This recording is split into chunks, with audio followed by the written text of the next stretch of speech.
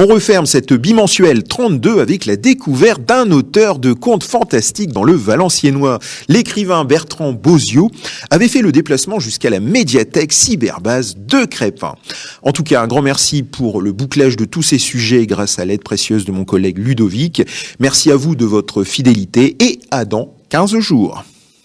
Eh bien bonjour, nous accueillons aujourd'hui Bertrand Boziot, l'auteur des contes du Valenciennois. Donc c'est la deuxième fois ici que nous invitons un auteur à venir présenter son livre. Et bon, ça marche assez bien, on verra encore la suite de la journée n'est pas terminée. Alors, je m'appelle Bertrand Boziot, je suis ouvrier et à mes heures perdues, j'écris des livres fantastiques.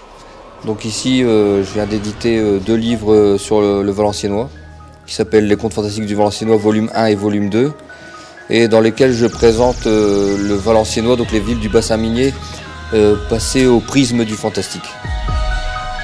On retrouve des histoires de sorcières, dont celle qui est dans le volume 1, qui est inspirée d'un personnage qui a réellement existé. C'est une sorcière qui était brûlée à Valenciennes.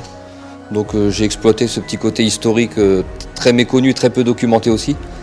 Et des histoires de fantômes, 1 ou 2 histoires de meurtres. Bon, certes pas fantastique, mais c'est le sujet et la façon dont c'est présenté qui peut amener à une espèce d'aura fantastique.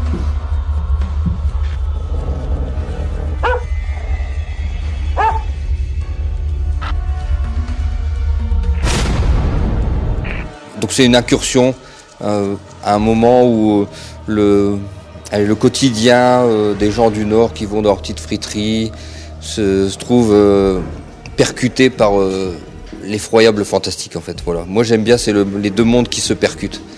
C'est ça pour moi le fantastique.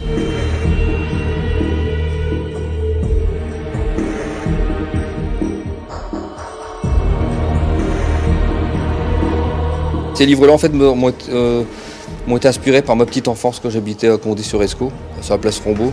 Et c'est toute une aura qui m'est revenue, des escaliers grinçants de chez ma grand-mère, du lit en hauteur, du reflet de la lune dans les rideaux. Toutes ces choses-là elles me sont revenues subitement. Et puis aussi, j'ai voulu rendre hommage aux villes de mon enfance. Parce qu'en même temps que cette nostalgie qui m'est revenue de cette époque-là, qui surgit de nulle part, parce que j'y pense pas particulièrement, mais bon. Et j'ai voulu rendre un peu hommage aux villes du Valenciennois, ces petites villes pleines d'humilité, mais qui m'ont inspiré quand même, qui ont inspiré les bonnes années de ma vie, quoi, en fait.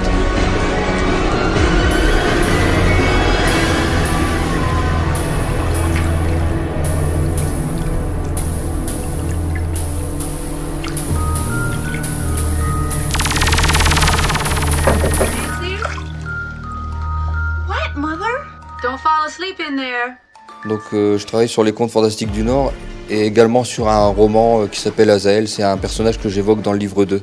C'est un ange maudit en fait qui apporte le malheur pour le repentir en fait, le mal pour le bien.